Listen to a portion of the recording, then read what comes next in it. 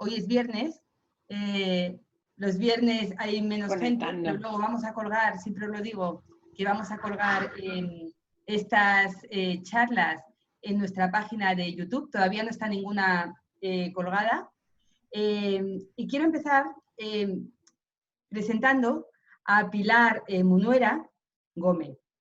Pilar Munuera es mediadora, es trabajadora social, ella es doctora por la Universidad Complutense, hizo una tesis además de mediación en situaciones de dependencia funcional, tiene un montón de diplomas, es licenciada en sociología, ya he dicho que es diplomada en trabajo social, bueno, pues tienes muchísimos cursos, muchísimas especialidades en psiquiatría, experta en intervenciones sistémicas, has hecho un montón de cursos, bueno, pues una maravilla, es un lujo tenerte, Pilar.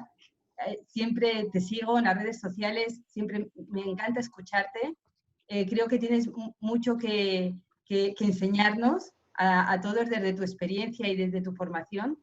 Y bueno, si quieres añadir algo a esta presentación que he hecho breve, todas son muy breves, lo añades y ya empiezas tu ponencia pues como tú desees, ¿vale? Y el tiempo que desees. Pues yo te agradezco.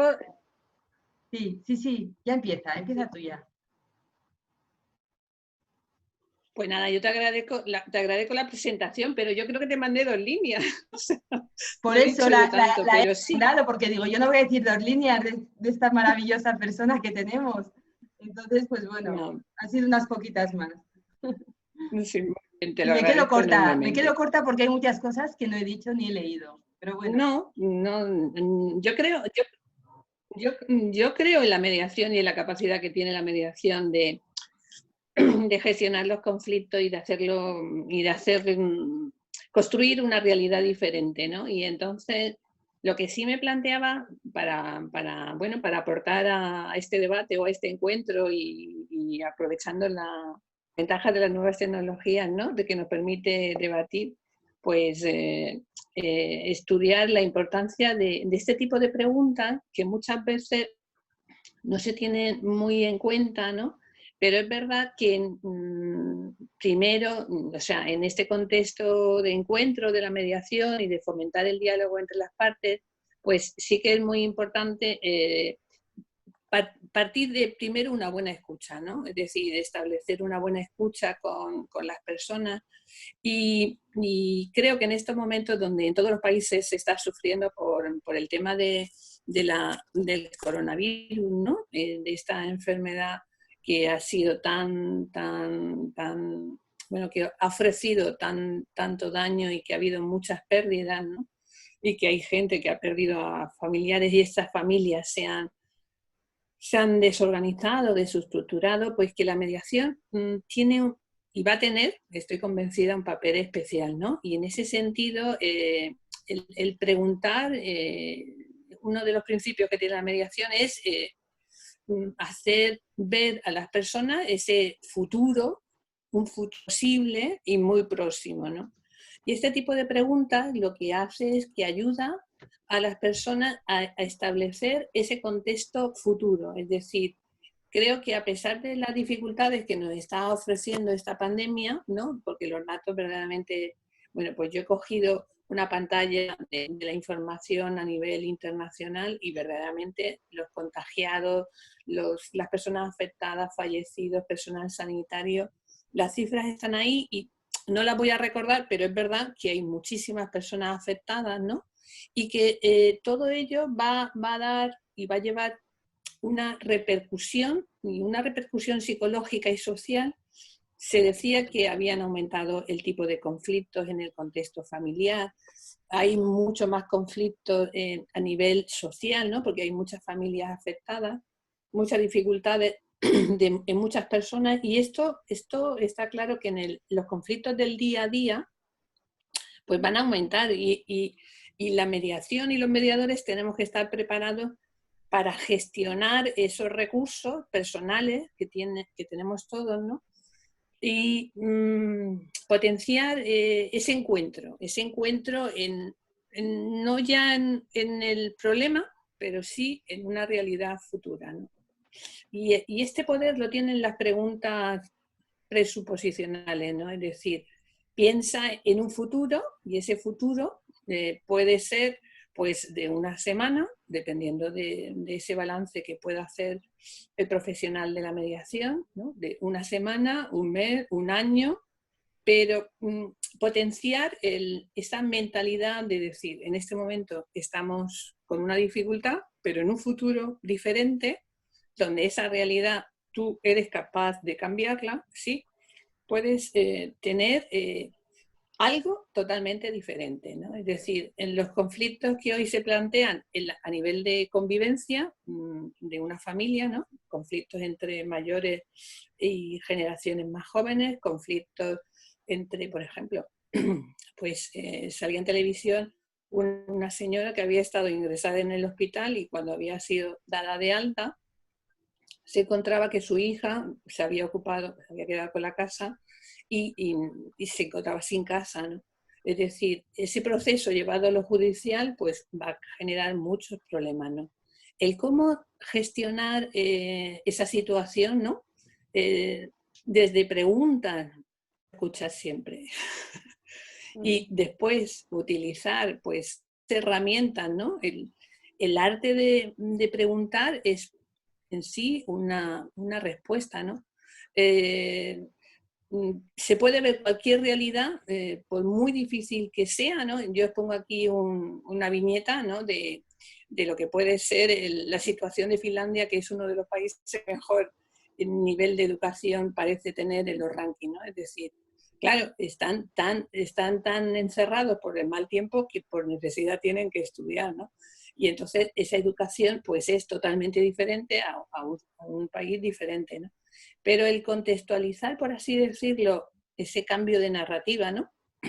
A través de preguntas presuposicionales, que es lo que en parte plantea Saracot, ¿no? Es decir, cómo a las personas se les puede cambiar la percepción de esa realidad, ¿no? Y entonces, en este sentido, las preguntas presuposicionales vienen a fortalecer pues, un modelo de mediación o una escuela, ¿no? Yo hablo más de escuela que de modelo, porque una escuela engloba, por así decirlo, todas las formas de hacer de aquellos mediadores que están dentro de los principios generales de esa escuela, ¿no? Porque la escuela circular narrativa pues está representada por Saracot, pero hay otras personas, ¿no? Que han llevado lo circular narrativo y que no aparecen y que tienen diferentes formas de hacer dentro de esta escuela, ¿no? Y esas variedades pues serían modelos dependientes de esta escuela, ¿no? Y es verdad que el cambio de narrativa tiene como un objetivo, que es llegar a un acuerdo poniendo el énfasis en la comunicación y en la interacción de las partes. Pero para ello es necesario transformar la historia. La historia tiene que ver con la percepción de la realidad que tiene cada persona, ¿no? Y cuando se cambia esa percepción de la realidad, esa dificultad de ponerse en el lugar del otro, ¿no? Y eso sí que se hace desde la escucha, ¿no? Primero se escucha una y luego la otra parte. Esa posibilidad de ponerse en el lugar del otro y de llevar a las dos personas a un futuro diferente que ellos pueden crear, pues la verdad que sí que produce un cambio en la narrativa, ¿no?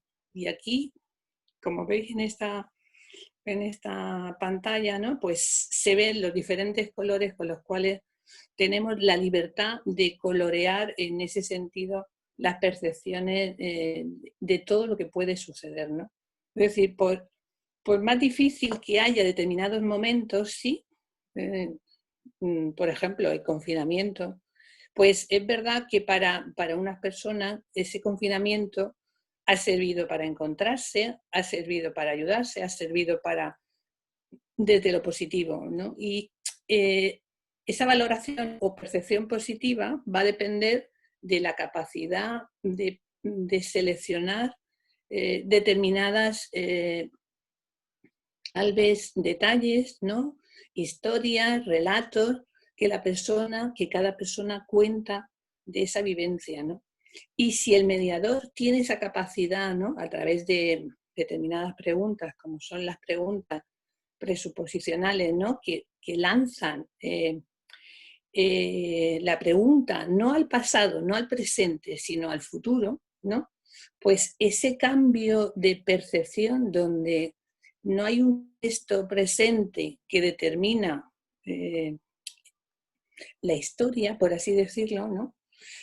La historia de una pareja que está en proceso de separación, ¿no? de desencuentro, y la lanza a un futuro, ¿no? De un año donde se tienen que encontrar cuidando y respetando los acuerdos de ese cuidado de sus hijos, pues realmente estas preguntas tienen un poder muy alto, ¿no?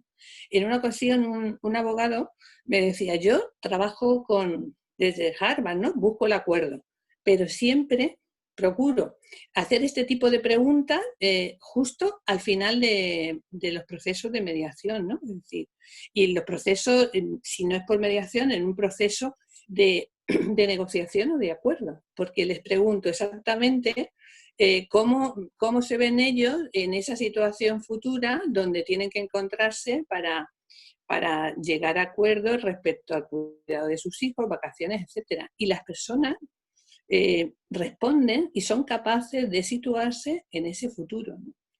Este hecho de visualizar, por así decirlo, donde por instantes, minutos, depende mucho del tiempo que se mantenga esa pregunta, hace que esa persona tenga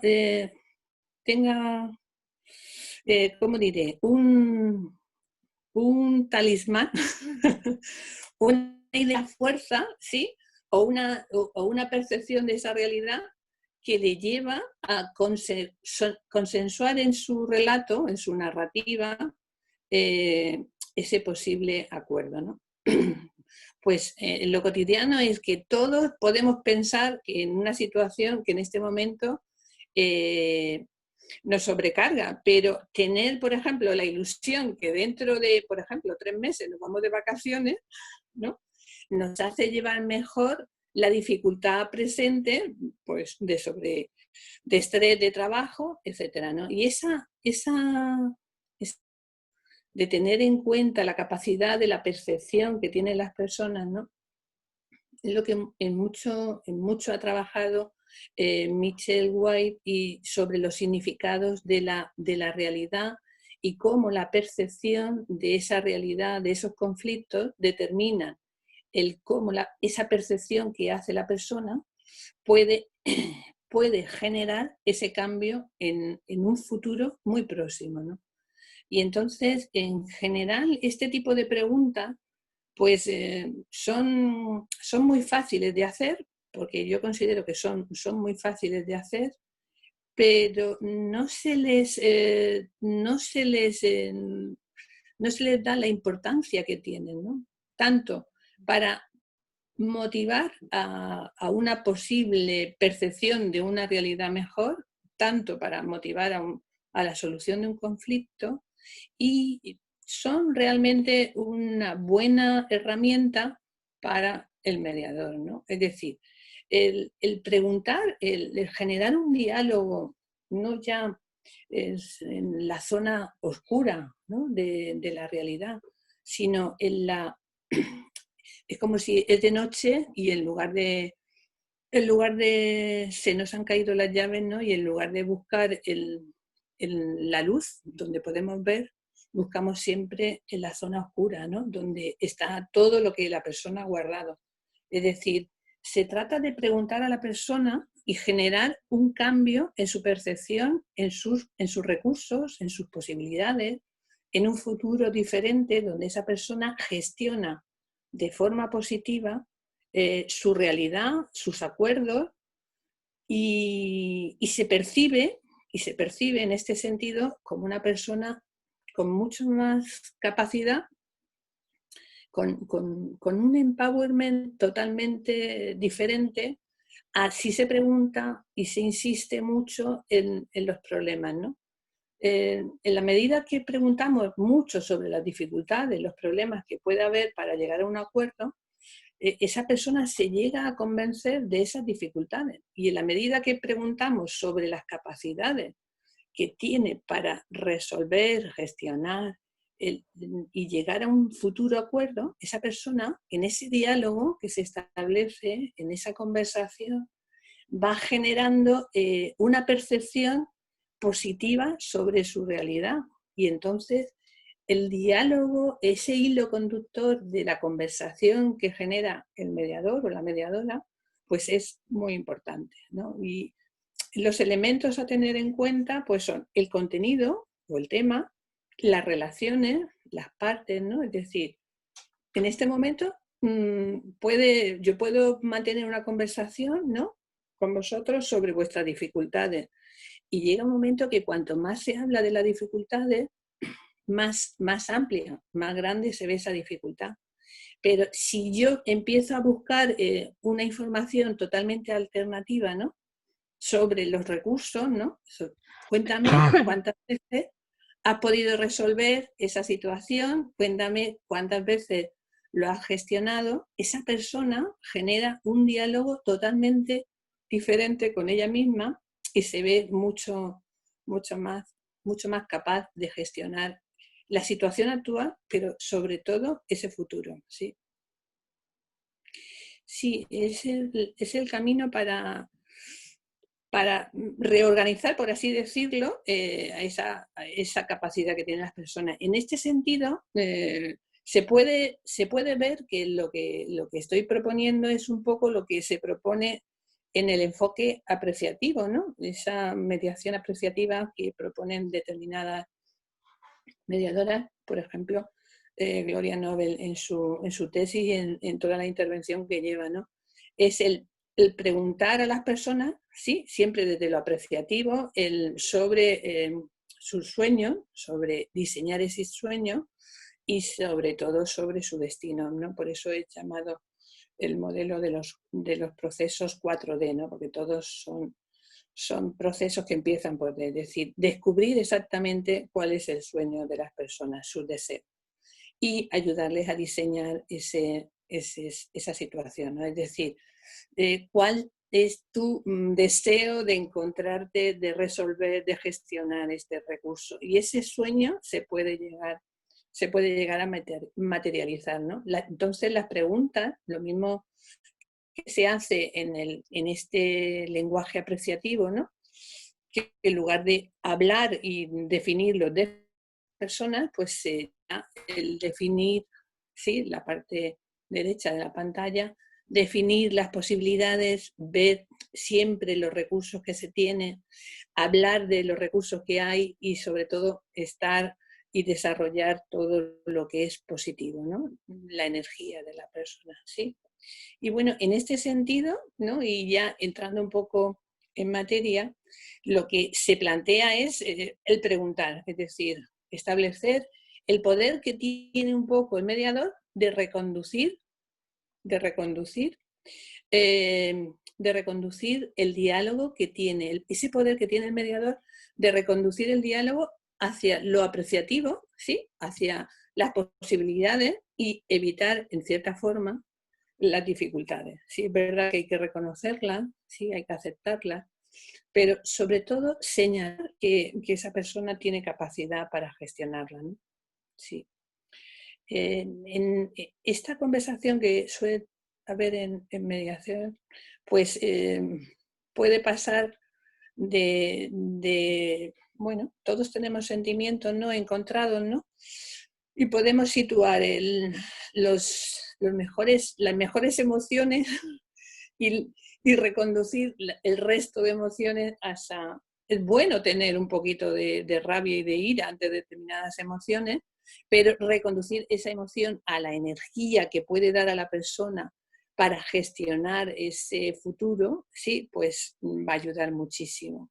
Y es verdad que en mediación es muy importante esa fase de escucha, de comprensión de las personas, ¿no?, y de reconocer esas emociones, pero esa emoción puede dar lugar a gestionarla de forma positiva en un futuro, ¿no? Y ese pasar de una emoción en un sentido más intenso a otro, pues puede ser llevado desde las preguntas presuposicionales. Yo siempre hago y cuento este relato, ¿no?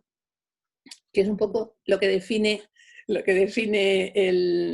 esta forma de ver, ¿no? Es decir, yo creo que en este relato viene un poco lo que yo pretendo, ¿no? Es decir, cuidado con los pensamientos, porque estos se transforman en palabras, ¿no? Yo puedo decir, no puedo, y entonces si yo pienso no puedo, yo digo no puedo, pues estas palabras me van a paralizar, ¿no? Cuidado con las palabras, porque estas se transforman en acción. Y una vez que yo, ese pensamiento determina lo que hago, sí, pues ya genera un hábito. Cuidado con las acciones porque estas se transforman en hábito.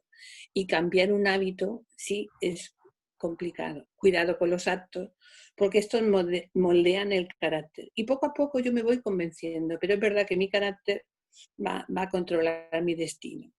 Si yo pienso qué es lo que más fácil cambiar, está claro que lo que tengo que cambiar es mi pensamiento. Es decir, lo que tengo que decir puede ser que diga, no puedo con todo, pero sí que puedo con algo. Y si yo puedo cambiar algo ahora, ¿no?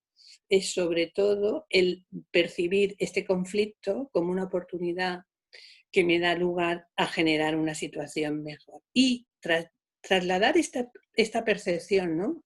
De cómo vemos la realidad a las personas que acuden a mediación es muy importante, ¿no? Porque es darles el poder de cambiar todos los pensamientos, porque ese pensamiento va a generar todo como una derivación, sí, una derivación a todo, a las palabras, a las acciones, a los hábitos y al carácter. Es decir, esa percepción de la realidad de personas que pueden tener dificultades, conflictos, la verdad, que solamente cambiando un pensamiento se les puede hacer ver que pueden conseguir ese cambio, ¿no? Y en este sentido, pues es un poco el dibujo, es decir, la capacidad que tiene el mediador de cambiar esa percepción, ¿sí? Y es verdad que es un esfuerzo de ayudar a esa persona porque no es fácil cambiar la percepción que tenemos en la realidad, ¿no? Primero tenemos que cambiar nosotros como mediadores o mediadoras y luego pensar que podemos hacer ver a esta persona y percibir que su realidad pues le puede ayudar a gestionarla de forma positiva, ¿no? Es decir, la realidad es como esta imagen, ¿no? Es decir, ¿qué es? ¿Son las columnas cuadradas o son circulares, ¿no? La realidad está ahí. Si yo percibo la realidad, el conflicto de convivencia como una dificultad, ¿qué sucede? Me quedo con lo peor de esta relación. Pero si veo que esta relación, sí, puedo yo posicionarme de forma diferente y el hecho de que ese cambio produzca un encuentro puede ser un beneficio para todos, ¿no? Sobre todo para los hijos, si es una pareja en proceso de separación, pues la verdad es que puede estar ahí. En cualquier realidad siempre hay una percepción diferente que puede mejorar mucho la solución, ¿no? Y es verdad que la aplicación de este tipo de preguntas pues es la aplicación de una técnica, pero muchas veces esa aplicación de la técnica pues está en que cada una lo va a hacer en torno a su personalidad, ¿no? Y lo tiene que introducir dentro de su pauta habitual de intervención. Y en este sentido, pues la teoría está, la práctica está, pero el cómo se lleva a cabo es pues con el ejercicio, con la habilidad, con la destreza, pues es casi una arte. Y bueno, yo os presento una clasificación de técnicas, ¿no? De técnicas narrativas y solamente me voy a quedar en el tema de las preguntas presuposicionales que no están aquí, pero estas preguntas se pueden compaginar, por así decirlo, con el resto de preguntas que os presentaba en esta pantalla, ¿no? Por el hecho de hacerle ver a las personas la capacidad que tienen en resolverla. Pero es verdad que estas preguntas hay que como como un poco indica el modelo circular narrativo, tienen que tener una percepción circular, es decir, hay que hacerlas tanto a una persona como al resto y condicionar esa circularidad en el grupo familiar, ¿no? O en las partes en conflicto, ¿no? Y las preguntas, por así decirlo, ¿no? Y si en este sentido pues tenéis alguna duda, pues la verdad es que son preguntas que vienen a generar diferencias, ¿sí? Y, y estas diferencias se trata de cómo yo hago ver a las personas cómo se ha posicionado, sí, y cómo están involucrados en esta realidad, sí. Esto, yo creo que Chusa pues puede dejar la presentación porque no hay ningún problema. Sí, Sí. pero las preguntas presuposicionales estarían y son estas, ¿no? El preguntar a la persona el por qué ahora quiere cambiar, ¿no? Eh, ¿Por qué la excepción, no? ¿Por qué es diferente? ¿Sí? ¿Qué ha cambiado? Y luego la explicación o redescripción de la realidad. ¿Sí? La que más se conoce es la secuencia de la pregunta por el milagro y está un poco relacionada con el hecho de que la persona es, en este sentido, pueda ser creyente, ¿no? La pregunta de la escala, porque muchas veces los cambios son progresivos y si no es por escala, el porcentaje. El hecho de hablar del problema como externo a las personas. Esta técnica se contempla también en la escuela de Harvard, porque el hecho de exteriorizar el problema en la escuela circular, pues se habla de exteriorizar el problema, pero en la escuela de Harvard uno de los principios que tiene es separar a la persona del problema. Hay muy poca diferencia, ¿no? Y luego están las preguntas centradas en el futuro, ¿no? Es decir, llevar a la persona al futuro y preguntarle exactamente cómo se encuentra en ese futuro, ¿no? Porque hay muchísima resistencia a ver un futuro diferente. Luego están las preguntas sobre ayudar a la persona a entender exactamente qué cosas se cuentan, ¿no?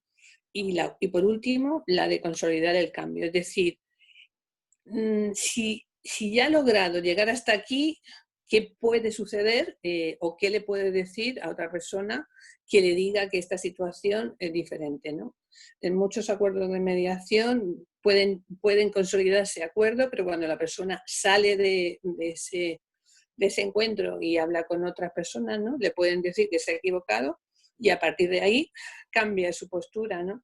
Es decir, cuando una persona dice que va a cambiar, es decir, si a ti te dicen otra cosa, ¿qué vas a decirle a esa persona que te dice otra cosa, ¿no?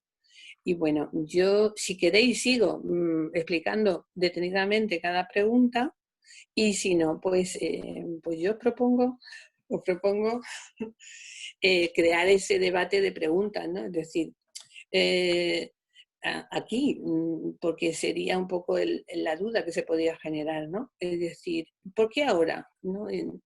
¿Por qué una persona decide cambiar ahora, ¿no? ¿Y qué se ha dicho? ¿No? Porque muchas veces un conflicto está en esa relación o en esa interacción mucho tiempo, pero justo llega un momento en el que esa persona decide cambiar. Y lo que esa persona ha decidido y le ha motivado a llevar ese cambio es el motor que muchas veces nos va a ayudar a seguir con ese cambio. Entonces, eso hay que escucharlo y conocerlo, ¿no? Es un buen ejercicio, sí. El conocer, ¿por qué? Porque hoy has decidido que puedes resolver y gestionar este conflicto y antes no. Porque hay algo en esa conversación que se da a la persona que hay que poner a la luz, ¿no? Bueno, pues la pregunta de la excepción es en esa forma el buscar excepciones, ¿no? Es decir, la persona nos puede contar muchos problemas, pero en todos los problemas hay siempre una excepción. Es verdad que entiendo que ese conflicto existe, pero cuando no está, ¿qué sucede? ¿No? Porque siempre hay una excepción, porque se puede intentar describir a una persona con muchos defectos, pero siempre hay una excepción, ¿sí? Y es decir, nunca se ocupa de sus hijos, pero hay alguna excepción. Entonces, esas excepciones son el punto de percepción que nos puede ayudar a gestionar esa dificultad. Siempre están en desacuerdo, pero cuando han conseguido estar de acuerdo, ¿qué ha sucedido? ¿No? Y esa, la verdad es que también es muy útil, ¿no? ¿Y qué sucede cuando esa excepción se produce? ¿Quién genera esa excepción? Y a partir de ahí la persona empieza a ver que tiene una capacidad diferente de intervenir en la situación, ¿sí? Porque de lo contrario se pueden llegar a convencer de que no pueden gestionar el conflicto, ¿no? El tema, vamos, en general esto forma parte de un artículo que escribí sobre el modelo circular, ¿no? Y este tipo de preguntas está ahí, ¿no? Pero en general es verdad que lo que hace la redescripción única, ¿no? Es decir, ¿qué se dice una persona que de momento se cuenta que puede cambiar, ¿no? Y eso es muy importante, es decir, hasta aquí hemos llegado, pero ¿por qué has dicho que hasta aquí quieres cambiar? ¿Y por qué? ¿Y qué motivación tienes, no? ¿Y cómo redescribes esa realidad, no? ¿Qué te has dicho a ti mismo para decir hasta aquí? Es decir, ¿cómo esa energía puede ayudar a desplazar todas las situaciones diferentes, ¿no?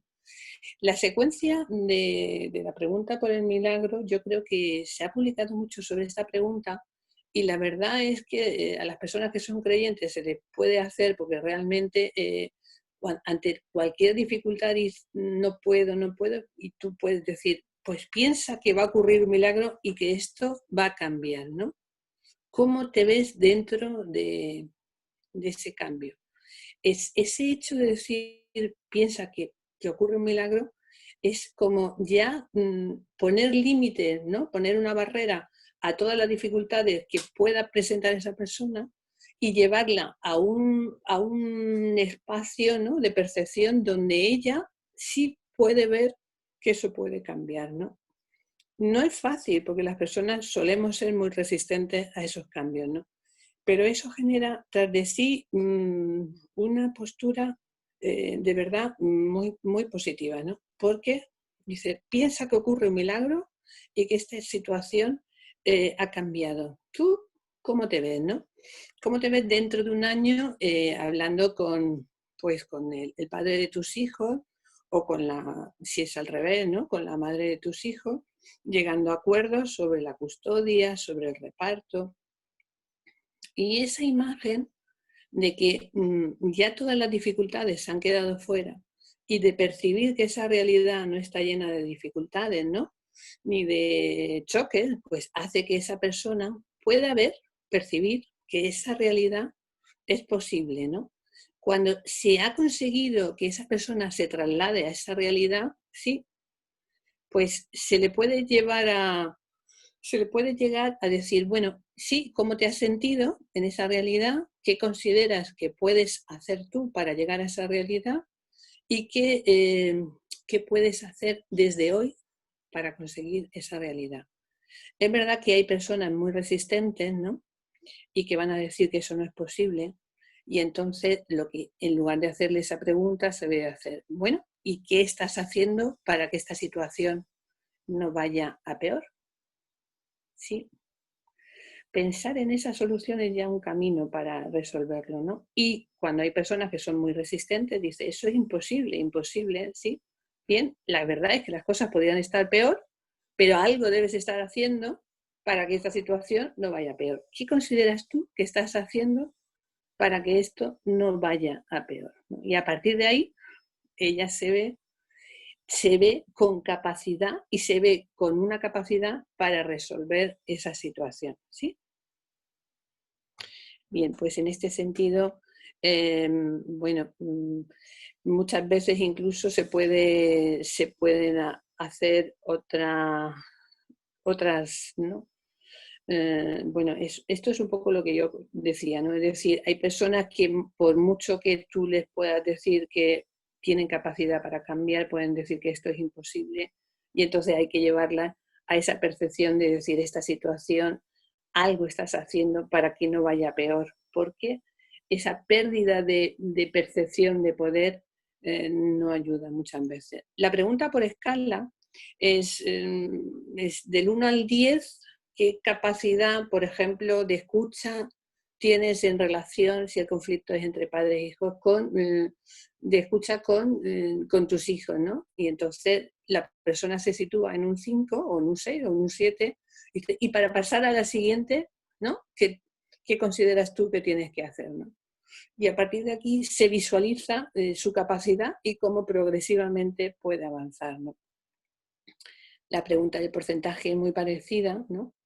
Y en lugar de ser una escala del 1 al 10, pues puede ser un porcentaje, ¿no? Pero es verdad que cuando yo visualizo la capacidad que tengo y en lo que me queda para aumentar esa capacidad, ¿verdad? Pues tengo ya en la mente un camino para desarrollarla. Y eso es súper interesante, ¿sí?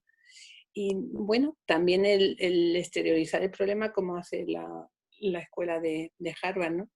Es verdad que el problema se puede sacar de la persona, ¿sí? Es decir, es un tirano, no siempre, ¿no? Es decir, ¿cuándo es tirano? Es exteriorizar el problema y respetar a la persona en esa conversación ayuda muchas veces a que, pues, que no se enfrenten mucho más, ¿no? El hecho de que se respetan como personas, pero se es duro con el problema, ¿no? Y eso es muy interesante desde estas preguntas, ¿no? Es muy importante respetar el hecho de que las personas sean consideradas adecuadamente y sea el problema tratado de forma que se pueda plantear, ¿no? Es decir, la persona no es el problema es un poco la conducta y a partir de ahí el problema está fuera de la persona, ¿sí? Y bueno, pues un poco el cómo este tipo de preguntas disminuye la tensión, por así decirla, y la falta de poder de las personas ayuda muchísimo. La pregunta del milagro puede ser llevada a la variedad de la pregunta piensa que pasa una semana y este problema lo habéis resuelto, ¿no? ¿Tú cómo te ves, no? ¿Tú qué haces, no? ¿Qué cambios hay en ti? Y entonces esa persona empieza a buscar ella sola la solución y no es ninguna solución que da el mediador o la mediadora, sino que es ella la que descubre exactamente lo que puede hacer. Y lo hace en el futuro, porque el futuro es libre, ¿no? El pasado está lleno de dificultad, por así decirlo, y el presente un poco liado, pero el futuro no hay problema. El futuro se puede resolver todas las circunstancias, ¿sí? Y entonces en ese futuro es muy fácil, sí, porque en el pasado no se puede, es un lío, es una especie de espiral de dificultades, de problemas, ¿no? Pero en el futuro no hay contaminación. Y entonces trabajar con las preguntas centradas en el futuro, ¿sí? Piensa cómo vas a resolver, cómo vas a quedar, cómo lo vais a hacer, ¿sí? Y dime cómo te puedes sentir tú en ese sentido y eso lleva a la persona a percibir una realidad diferente que muchas veces le sirve para afrontar en el presente el problema y el conflicto que tiene, ¿no? Y yo creo que en esta circunstancia, ¿no?, que estamos viviendo, en realidad es lo que muchas de las personas que están afrontando conflictos, ¿no?, ocasionados por esta realidad, pues van o pueden necesitar, ¿no?, en ese sentido. Y bueno, estas preguntas ayudan muchísimo también a generar determinada afloración de secretos, ¿no? Es decir, muchas veces, ¿qué te dices a ti mismo cuando te encuentras en estas situaciones? Y hay preguntas, ¿no?, que hacen que el mediador obtenga una información sin proponérselo, ¿no? Es decir, si en lugar de ser la pregunta para obtener información de lo que sucede, es poner a la persona en el poder, por así decirlo, en la posición del mediador, para que le dé la respuesta al mediador de lo que tendría que hacer.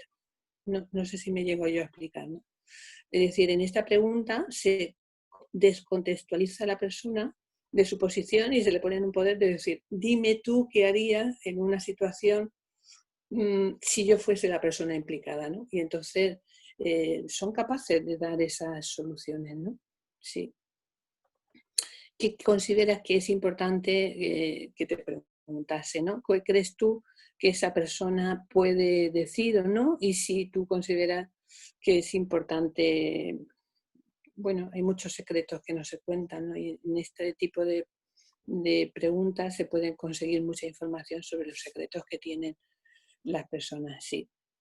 Sí. Es preguntarle a ella, sí, que te gustaría que te preguntaran, ¿no? Que hasta ahora no te han preguntado.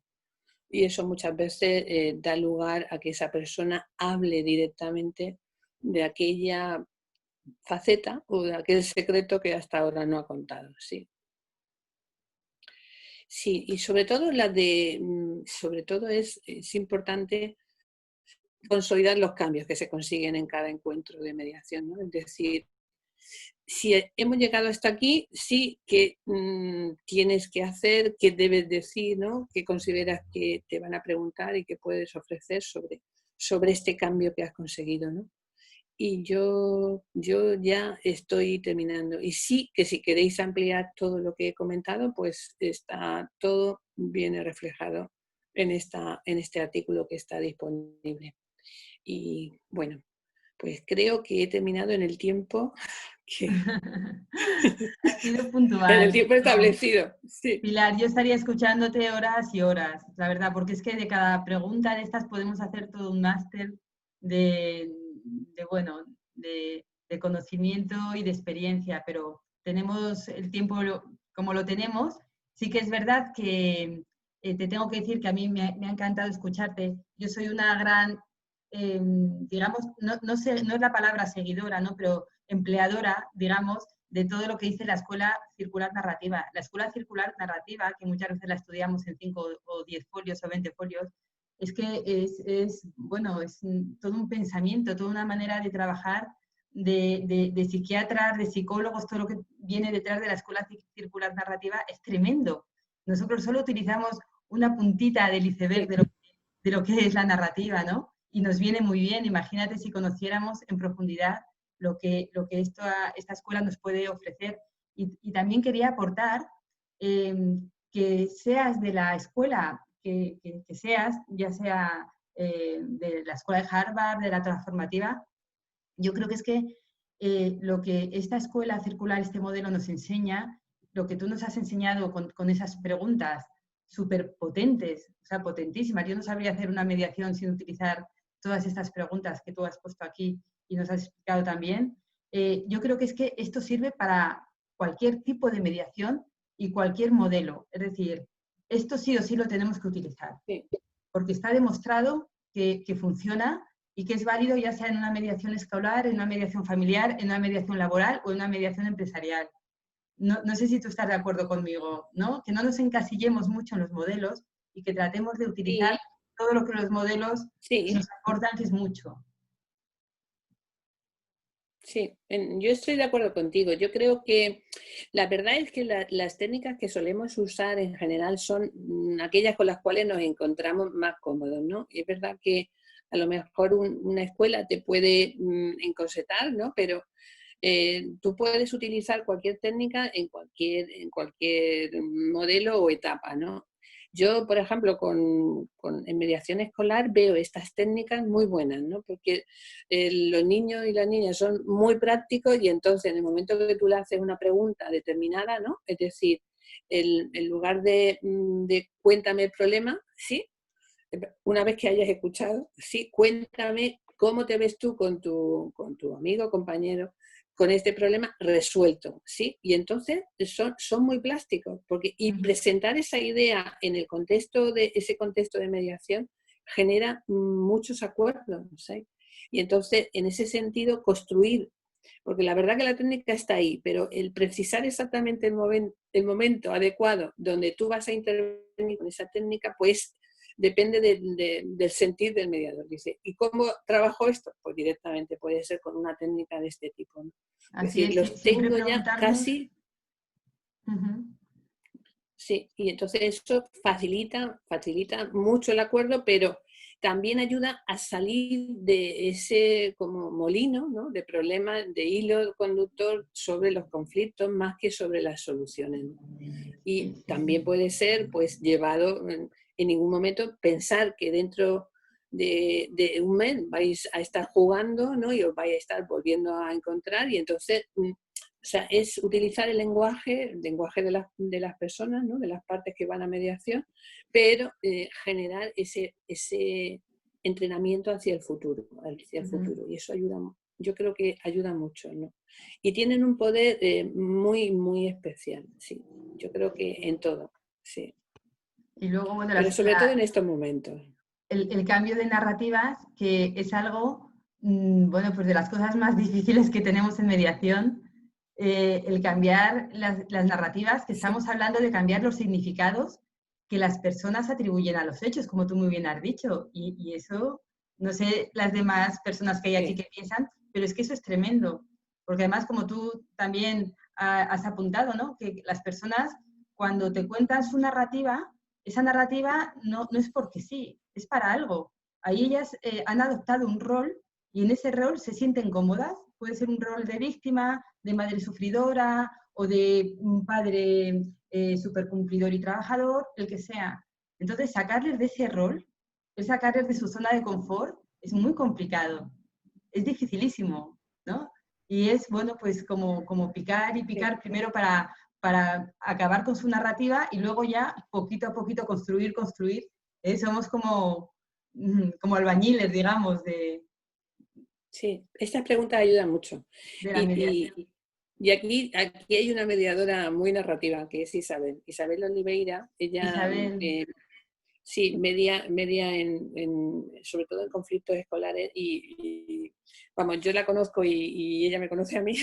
Y en ese sentido sabemos que es verdad. Y vamos, yo soy muy partidaria de este tipo de preguntas porque te evitan el estar obligando a esa persona, o sea, cuando tú te enfrentas a una persona que tiene una percepción de esa realidad de víctima, cuanto más le preguntas, ella se siente un poco en la necesidad de defenderse. En cambio, el decir, bueno, salgamos de aquí y vamos a un futuro, ¿no? Es decir, ¿cómo te puedes encontrar de forma diferente? Ya empieza a no verse obligada a fortalecer esa idea, y eso es muy importante. Isabel ha levantado la mano y luego Cristina. Isabel. Hola, solo ¿Qué para tal? decir algo, es que está siendo muy bueno, ¿eh? Es un placer estar de este lado oyendo a Pilar, siempre. Ella lo sabe. No estoy solo alabando, ¿eh? Admiro a Pilar y la sigo. Pilar, es que estas preguntas, cuando traen narrativas, la narrativa a veces es ambigua, ambivalente, trae dos cuestiones, las personas responden trayendo ya algo que está en duda, ¿no? Se afirman por lo negativo, por lo positivo y te traen ya el otro lado de la narrativa. Entonces, cuando trabajas tu escucha para ir a buscar aquello que está pues por bajo de las palabras, como que un significado escondido, pero que las personas quieren mostrar. Y esto es muy, muy relevante porque estas preguntas lo provocan, ¿no? Esta ambivalencia, esta duplicidad en las palabras que vienen después, la duplicidad en la narrativa de lo que se está diciendo que se siente, pero lo que se gustaría de sentir en ese momento, de lo que estoy valorando, como estoy valorando lo que estoy viviendo ahora, pero gustaría de valorarlo de otra manera. Y entonces estas preguntas lo provocan estas narrativas, y si el mediador está atento, entonces puede ir a buscar no lo que está yendo de una forma tan obvia, pero ir a buscar aquello que está detrás del obvio, ¿no? Gracias por escucharme. No, es un placer. Sí, yo creo que estas preguntas lo que fuerzan a la persona es a expresar verdaderamente lo que piensa y sacar ese pensamiento negativo, porque se empieza a dar cuenta que esa narración determina exactamente la relación, la interacción que tiene con su entorno y con la persona con la que se está enfrentando, por así decirlo. Es decir, que cuando se trabaja la narrativa en las partes en conflicto, en verdad uno llega a comprender que el porqué de ese enfrentamiento y se posiciona de forma diferente. Sí. Ya entiende, puede llegar a comprender. Si no cambiamos esa narrativa, verdaderamente es complicado. Yo porque soy muy, muy narrativa, ¿no? Pero si no se está trabajando en la escuela circular narrativa, sí, estas preguntas tienen un poder también importante, ¿sí?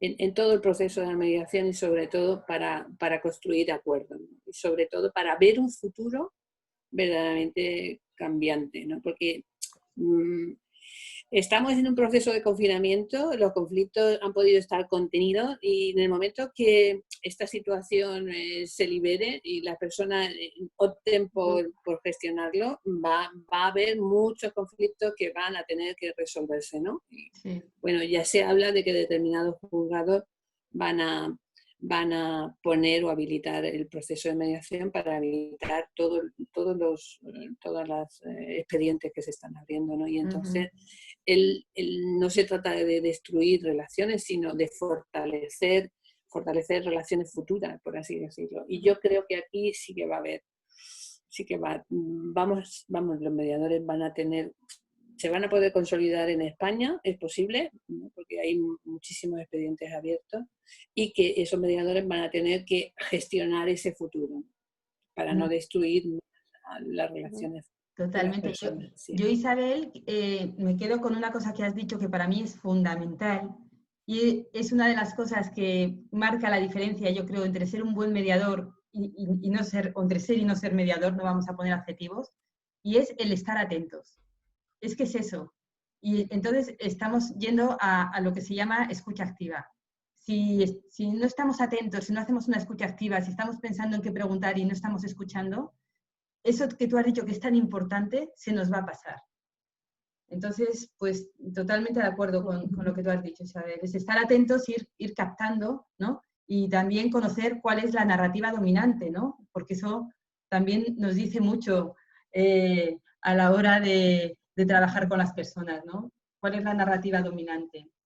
¿Y qué hacemos con esa narrativa dominante? Me gustaría que los demás comentarais, si me hacéis un favor, porque yo cuando estoy en Alicante tengo mis 2 pantallas, o incluso 3, y domino, pero aquí, que solo tengo mi portátil, pues para ver el chat me cuesta mucho. Entonces, por favor, leed, en vez de apuntar en el chat, decirlo en alto, y así enriquecemos esto mucho, porque mira, en el chat hay muchísimas cosas. ¿Cómo podemos, dice Eduardo, cómo podemos detectar cuando el problema del mediado no es gestionable en mediación, sino en terapia?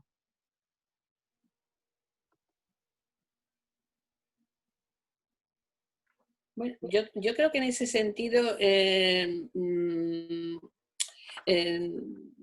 se va a ver por la profundidad del caso. O sea, la escuela circular narrativa es de las menos creo, de las menos terapéuticas, en mucho, creo, me puedo equivocar, que es la transformativa. Ahí muchas veces llega a escuchar muy en profundidad y entonces puede encontrar ese proceso. Pero en el momento que el mediador o mediadora detecta que eso ya no es parte de lo que las personas quieren llegar a resolver, es el momento de decir, de señalar, es decir, esto es algo que se debe resolver en otro contexto, como puede ser una terapia de familia, una terapia de pareja o lo que proceda, ¿no? Pero en los conflictos que se presentan en el ámbito escolar, sí, esta pregunta y este cambio de narrativa y en ese proceso de que se está enseñando a encontrar el diálogo, ¿no? La escucha, estas preguntas tienen muchísima utilidad y están dando muy buen resultado porque las personas, o los niños y las niñas, dependiendo del curso, están aprendiendo a dialogar, a escuchar y a comprender a la otra parte saliendo, por así decirlo, de percepciones que tenían de de sus compañeras y compañeros. Es decir, yo no me hablo con ella por esto, y entonces cuando escuchas, comprendes, ellos cambian fácilmente, por su edad a lo mejor, cambian fácilmente esa percepción. Y eso es esa construcción de unos ciudadanos diferentes que dialogan con diferentes, ellos ya lo dicen, ¿no? Aquí en determinados colegios se está utilizando la mediación y te dicen los niños, dice, sí, esto es para, sí, ese rótulo de decir, esto se puede hablar y se puede dialogar y se puede... Eso es un cambio total de narrativa, ¿eh? Y ya saben que la percepción de una realidad forma parte de un yo y de un tú, pero no siempre la percepción de un conflicto es el yo, sino vamos a percibir dos realidades, el yo y el tú. Y entonces eso se aprende. Y yo creo que en una mediación de pareja, yo creo que el mediador sabe, ¿no?, cuando ese proceso llega más complicado, ¿no? Pero creo que esta escuela y estas preguntas, especialmente en mediación escolar, especialmente en conflictos intergeneracionales, ¿no?, de padres y de hijos, especialmente en el cuidado, que va a verlo, el cómo se posiciona la persona cuidadora y la cuidada, ayudan muchísimo. Y entonces creo que son muy útiles, sobre todo porque van a salir del problema actual y nos ponen en una realidad futura donde se dejan las emociones y se llega a comprender a la otra persona. Sí. Yo, sin embargo, Sí, Pilar, yo voy a intentar leer lo que hay en el chat. Pilar, yo, si me Sí, permites, yo sí que pienso que la sí, yo te mediación, que la permito, escuela claro. circular narrativa es la más terapéutica, en el sentido de que utiliza incluso herramientas terapéuticas, como por ejemplo las constelaciones familiares. Sí, Eso de no hay externalizar el problema. problema es una constelación Sí, sí, familiar. sí. Entonces, sí querrá llamarlo terapéutico. Por ejemplo, a mi entender, la escuela transformativa, es una escucha efectivamente muy activa, es una escucha muy profunda, pero poco activa, en el sentido de que deja casi a las partes, quitando esas dos herramientas que utiliza tan potentes, de la revaloración de la persona, ¿no? Y el reconocimiento, deja a las partes muchísimas posibilidades de gestionar su conflicto como quiera, y su mediación. Sin embargo, la escuela circular narrativa es muy activa. Es escucha activa, pero además es que es muy activa, utilizando esas técnicas. De hecho, esas técnicas vienen de la terapia, nacieron para ser utilizadas en terapia. Sí que pienso que, y además incluso escuchando a Sara Cox, Sí, llego sí. a bordear efectivamente un poco no sé, la actuación terapéutica, ¿no? En muchos casos. Bueno, vamos a ver, todo depende hasta dónde queramos nosotros llegar, según nuestros conocimientos. Es decir, no es lo mismo a lo mejor Sí, una psicóloga trabajadora social que utiliza esta escuela, que puede llegar mucho más allá, pero porque la escuela circular narrativa te permite llegar mucho más allá en dirigiéndote, digamos, a la terapia, sin llegar a ser terapia, ojo, sin llegar a ser terapia, marcando los límites sagrados de que la mediación no es terapia, pero podemos acercarnos mucho. A lo mejor una persona que viene del ámbito jurídico no se acerca tanto, pero yo creo que sí que tiene ese punto terapéutico no, bastante acentuado. sí. Sí, vamos, en ese sentido estoy de acuerdo. O sea, que desde la mediación nos podemos acercar a contextos, ¿no? Como puede ser una terapia en la cual tú cambias. Y es verdad que las técnicas, la circularidad, se habla mucho más en el contexto de la terapia familiar que en el contexto de la mediación. La mediación está por construirse, ¿no? Es decir, yo creo que vamos a ver un futuro donde la mediación pues tenga su grado, sí, y tenga un cuerpo teórico, ¿no?, que así la consolide, ¿no? Y es verdad que en ese contexto, en esa formación, ¿no?, en ese contexto teórico, pues la mediación lo que hace también es un cambio, ¿no? Y la palabra terapia supone cambio, ¿no? Y sí que es verdad que produce un cambio y ese cambio puede ir desde cualquier escuela. Pero sí, o sea, lo que tú me estás diciendo es verdad. Sí, yo lo que sí digo es que escuchar, muchas veces cuando uno escucha, entra en el yo de la persona, ¿no? Y entonces, Totalmente de y cuando acuerdo. entras en el yo, ya ahí también hay una proximidad. Sí, Sí, y sí, sí, entonces, sí. pero es verdad que estamos y vamos, ¿no?, hacia la construcción de la mediación como, pues, para que tenga un espacio como disciplina científica, ¿no? Porque no la veo como ciencia, pero sí en un marco Totalmente. académico que estabilice, ¿no? Y que tenga, porque yo creo que ya ahí ya se está construyendo como con profesión a diferencia de otras, ¿no? Y dentro de poco hay que fortalecer esa profesión, pues con un marco teórico y con un marco académico en la universidad que le dé consistencia, ¿no? Y que construya un perfil, ¿no?, mediador único, ¿no? Sí. Ujú.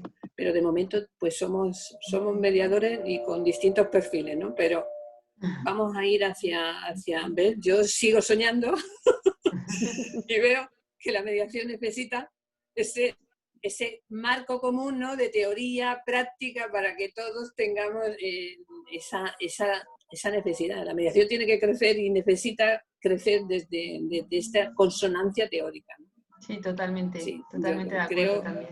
y hay que dársela. Y el problema es que es verdad que tiene mucho de práctica y un soporte teórico un poco ajustado, ¿no? Pero sí, va a entrar esa diferencia muy próxima a una intervención de mejora de la relación personal, de relaciones humanas, que donde también está pues la intervención de la terapia, ¿no? Pero sí, ahí que queda mucho por construir. Yo espero que entre todos construyamos este espacio profesional y que es verdad que se consolide teóricamente la mediación, sus técnicas, sus perfiles, ¿no?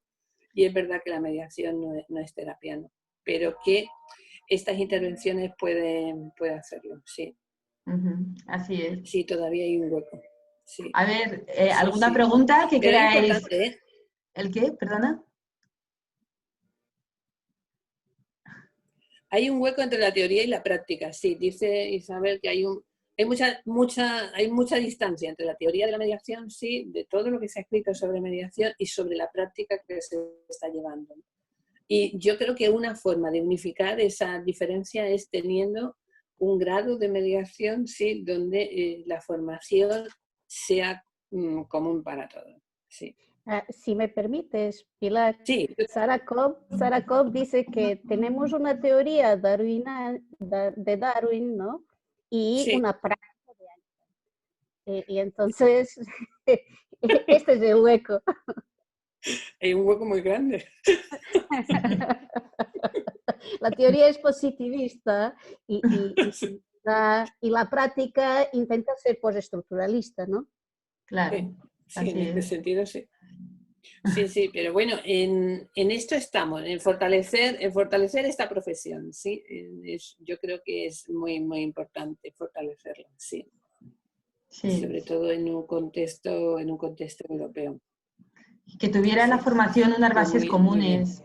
Eso para mí es fundamental. O sea, la formación ahora mismo cada escuela la da o la damos de una manera distinta y yo creo que lo que hace el reglamento y lo que establece el reglamento de lo que se tiene que conocer en mediación es absolutamente insuficiente.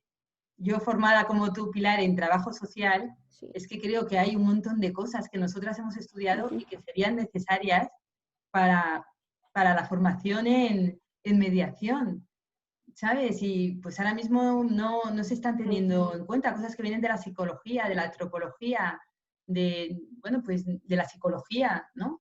Y por supuesto también del derecho, de la ciencia jurídica. Entonces yo creo Sí, que tendríamos que empezar por ahí, sí. ¿no? En decir, mira, esta sería la base de una buena formación y luego a partir de ahí, pues bueno, cada uno ya le da también La la especialización. que quiera, pero Sí, es verdad, ¿eh? sí, sí. Sí, no, esa es la idea. Es decir, o sea, una formación común y luego una especialización. ¿Sí? O sea, en esa Exactamente. especialización, pues sí, Es que hay sí, tantas cosas que es nos muy pueden importante la enriquecer. práctica más que la teoría. ¿Eh? Es que fíjate, yo siempre digo, Pilar, Sí, hablo, pero en cuanto habléis otra persona yo me callo, ¿eh? Pero para hacer la charla. Eh, pero hay tantas disciplinas de las que podemos aprender, ¿no?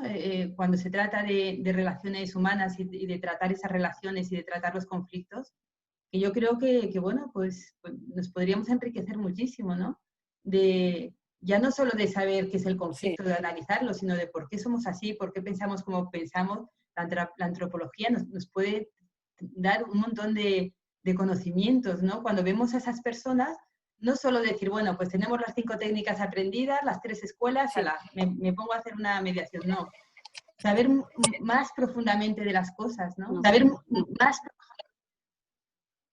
sí, Sí, sí, ¿alguien ha estoy hablado? convencida, ¿eh? No Y lo sé. saber, pues, cada técnica, ¿no? Pero un Para poco, qué queremos conseguir, con qué objetivo lo hacemos, qué podemos, ojo también, qué podemos provocar si la utilizamos a destiempo y mal, ¿no? Entonces, bueno, pues todo eso yo creo que sería también Sí, bastante sí. interesante. Mm. Yo creo que sí, es importante pues una parte común, ¿no? De distintas disciplinas y luego una especialización. Y en esa especialización, pues también es muy importante la supervisión y la reflexión de lo que muchas veces en ese contacto con lo que con lo que se está haciendo en mediación, tú puedes tener percepción de ti misma para cómo estás gestionando el proceso de mediación, qué técnicas has usado, cómo te sientes, cómo te ves y qué necesitas para avanzar. Y en ese sentido, pues yo creo que la mediación ha venido para quedarse, es verdad, pero tiene que crecer. Y va a crecer, sí, sí, Y sí, yo depende creo que va a mucho de crecer. los mediadores, también lo digo siempre, que no echemos siempre Sí, balones sí, fuera, que si la administración, que si, bueno, no, no, tenemos que ser nosotros, ¿no? Los no, que no, como, depende de cada uno de nosotros. Sí, claro, claro, claro, sí, eso sí, yo viene de tengo la muy claro sistémica, que, ¿no? Sí. Si los demás no hacen nada, sí, pues yo sí, sí que yo puedo creo que depende de hacerlo. cada uno de nosotros. Claro, claro. Sí, sí, sí. Yo creo que cada uno y cada una de nosotros va a hacer todo lo posible porque la mediación crezca y crezca adecuadamente y se desarrolle. Y las circunstancias en las que nos vamos a encontrar, que creo que, bueno, pues en el momento que se termine el desconfinamiento, la cantidad de expedientes que se han presentado, de denuncias, etcétera, van a forzar a cualquier juzgado, eh, cualquier proceso judicial a abrir los caminos para que se resuelvan por mediación, porque no se puede resolver. Y así está un poco lo que hay en la prensa, ¿no? Es decir, se están animando todas las comunidades a avanzar en ese sentido y se pide, ¿no? Como así se está viendo, que se avance en el último anteproyecto de ley de mediación, que ya no se espera 2 años para que se ponga esto en marcha. Y Pero sí, entonces es importante darle esa fortaleza. sí. Sí, No, no, sí, efectivamente, esos 3 años, bueno, de esos 3 años ya han ido pasando, ha pero pasado uno. efectivamente no tiene sentido, tiene que ser ya, porque es que la mediación, la necesidad está, porque hay una Sí, necesidad que cubrir. sí, sí, Las sí. personas que estamos para cubrir esa La necesidad, necesidad está. estamos, que somos todos los mediadores súper formados y súper ilusionados. Sí, Entonces ya que se dejen de vacatio legis y que se dejen y vamos ya al tajo, ¿no? A que nos dejen trabajar, que es lo que estamos sí, deseando. Esa es la idea. Esa es la idea. sí, pues eso va a Claro. pasar. Sí o sí. Y que Muy demostremos bien. que somos eficaces y que la mediación es eficaz, porque la mejor forma y lo mejor que podemos hacer por la mediación es resolver conflictos. Eso ahora se mide en la intrajudicial. Quienes hacemos mediaciones privadas, solo nosotros sabemos si hemos llegado a un acuerdo o no. Pero la mediación intrajudicial sí que ellos tienen ahí un baremo de medir la eficacia. ¿Qué pasa? Que hasta ahora dicen los jueces que es bajo, que no se logran acuerdos, que por eso no apuestan más. Bueno, pues hagamos que suban esas cifras, ¿no? Eso también ahí tenemos también nuestra pequeña, bueno, pequeña gran responsabilidad también, ¿no? Hombre, todo depende del tiempo, de los casos, y entonces el problema está en las variables que se eligen para medir que eso se ha conseguido, ¿sabes? Justo, Eso también es muy ahí, importante. Susa, totalmente. quería Porque hacer una aportación, ¿puedo? Sí, claro, sí, Pilar, sí. por supuesto. Ojalá aportarais todas. Lo que estás hablando de las mediaciones. Buenos días, mira, en las mediaciones intrajudiciales que estáis hablando, lo que dice es que no se sabe las que se llegan a un acuerdo. ¿Sabes lo que ocurre? Que muchas veces les citamos a mediación, les explicamos lo que es la mediación, ya no vuelven al juzgado. O sea, descubren que hay una forma de llegar a un acuerdo, sabemos que han llegado a ese acuerdo porque los autos no vuelven al juzgado y no se cuentan como éxitos de la mediación. Y pasa en muchas ocasiones. Qué curioso. Sí, yo lo sé que pasa, porque yo soy mediadora intrajudicial y sé qué pasa, pero bueno, no sé qué porcentaje. Una de las cosas que adolecemos en España es de la investigación, ¿no? Y de los análisis de todo. Entonces tendríamos que haber analizado desde el 2012 hasta aquí todo esto muy profundamente.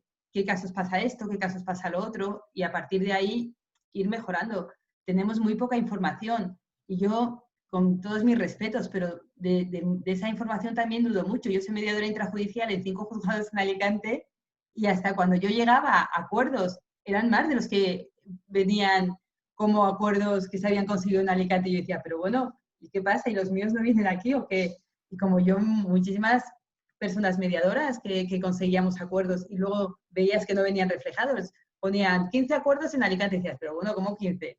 Esto no es así. Entonces, bueno, yo creo que Pilar, que efectivamente tú tienes razón en eso, tampoco lo frecuente, es verdad que ocurre, por lo menos en mi caso, yo siempre hablo desde mi experiencia como mediadora intrajudicial, me ha pasado, pero no ha sido lo frecuente. He empezado y he terminado la mayoría de las veces, ¿eh? Hay veces que me ha pasado eso que tú dices, pero no sé, yo creo que tiene que haber maneras de demostrar y de hacer que la mediación intrajudicial sea eficaz. Y que los jueces cuando mandan Sí, pero... Sí, dime, Pilar. No, que lo que te quiero decir que efectivamente, o sea, que no pasa ni a menudo ni nada, pero que cuando pasa, yo me lo quiero contar como éxito de la mediación, sea porque les has explicado muy bien y te dicen, pero esto lo podemos hacer, pero podemos llegar a un acuerdo, pero no hace falta que sigamos en el juzgado. O sea, tú les das toda la información del mundo en la primera, ¿sabes? Cuando les estás explicando en la sesión informativa todo y luego te enteras de que eso se ha llegado a un acuerdo, pero porque ellos no conocían ni siquiera la vía. Y eso Totalmente. no se cuenta como mediación, pero ha sido una mediación, ¿sabes? Lo sé. Y a mí me gustaría que eso también entrara en las estadísticas. No se cuenta... sí, perdón. No se cuenta. Pero se quita el Poder ¿no? Judicial. O sea, si le quitan pero escucha, el Consejo del Poder Judicial han llegado a un acuerdo, lo han homologado y ya está, pero no es un éxito de la mediación y sin embargo sí que es un éxito de la mediación. A eso me refiero. Pero bueno, que el juez sí que puede ver que es un éxito porque le han quitado ese expediente que tenía. Ese caso, ¿no? sí. Claro, pero no se cuenta. El Consejo del Poder Judicial... Depende del formato de la estadística. Claro, hace una estadística y entonces cuando resulta que nosotros, los mediadores, hemos hecho la sesión informativa, como siempre gratuita, y hemos dicho todo lo que puede pasar y que es mejor llegar a un acuerdo y que si el juez les ha mandado aquí, pues lo que sea, la charla que les quieras decir, ¿vale? Y que el acuerdo puede ser A, B o C y siempre tienes vamos, el acuerdo tú no se lo das, pero tienes a los abogados delante, la importancia de los abogados, se da cuenta todo el mundo en ese momento de que si el juez me ha mandado aquí es porque a lo mejor no nos gusta ninguna de las dos partes lo que resuelva, tiene razón el mediador, vamos a llegar a un acuerdo y ya está, pero en la estadística, en ninguna estadística está eso. ¿Sabéis? Pues se debería incluir en las estadísticas. El problema es cambiar ese formato de estadística que si lo tiene establecido por un programa informático no se recoge, no se puede, en una para el juzgado es impensable que en una primera intervención un mediador resuelva por mediación esa situación. Pero el juzgado sí que sabe que se ha resuelto porque ha derivado a mediación. O sea, eso lo sabe clarísimo. Pues tendría que estar en algún sitio. Se han derivado este año 40 asuntos a mediación, 2 han llegado a acuerdo y, sin embargo, imagínate, 20 han llegado a acuerdo extrajudicialmente. Bueno, pues tendremos que pensar que por lo menos los hemos puesto a pensar, los mediadores. Sí, sí. O sea, ese es el dato que a mí me preocupa. Y a veces pasa, porque yo he conocido asuntos, porque me lo cuentan los jueces. O sea, oye, que esto ya no ha vuelto al juzgado, lo tenéis vosotros. Pues mira, no lo tenemos, ¿sabes? Sí, sí. No, es un problema del sistema, que no recoge ese dato. Es importante que ese dato se recoja y es importante llamar la atención de que hay la simple información tiene su capacidad de cambio en el proceso. De transformar. O sea, Yo estoy de acuerdo con Pilar, soy María Ángeles Peña, yo trabajo en los juzgados de familia y durante 15 años hemos estado haciendo un seguimiento procesal de las derivaciones a mediación y como dice Pilar, solo el hecho de derivar ya tenía un efecto en la resolución judicial. Pero respecto a la estadística que decís, es cierto que no recoge el Consejo los datos reales desde la perspectiva de la mediación, solamente los procesales, y nosotros estuvimos haciendo un cuadro comparativo en donde cada sesión informativa que se derivaba, por ejemplo, en el juez de familia número 5, que se derivaban 200 asuntos, hacíamos un rastreo de qué pasaba con ese asunto.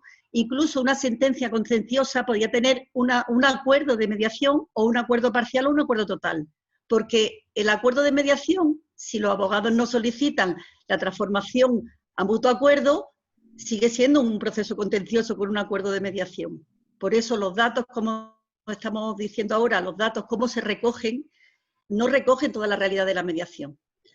Además, yo quería añadir que lo que nosotros hemos observado durante todo este tiempo es que la mediación intrajudicial ha sido un eslabón fundamental para la mediación, fundamental para ponerla en marcha, pero ya es hora, desde el 2012, de que haya una transformación social. Estamos todo el rato hablando de la intrajudicial, pero tendríamos que hablar solo de la extra y ocasionalmente de la intra. Por eso todavía no hemos dado el salto al cambio de la cultura del ciudadano, no de los mediadores formados, mediadores que entendemos, que queremos, pero el ciudadano todavía no va de motu propio todo lo que debería a la mediación. Esa es la aportación que yo quería hacer.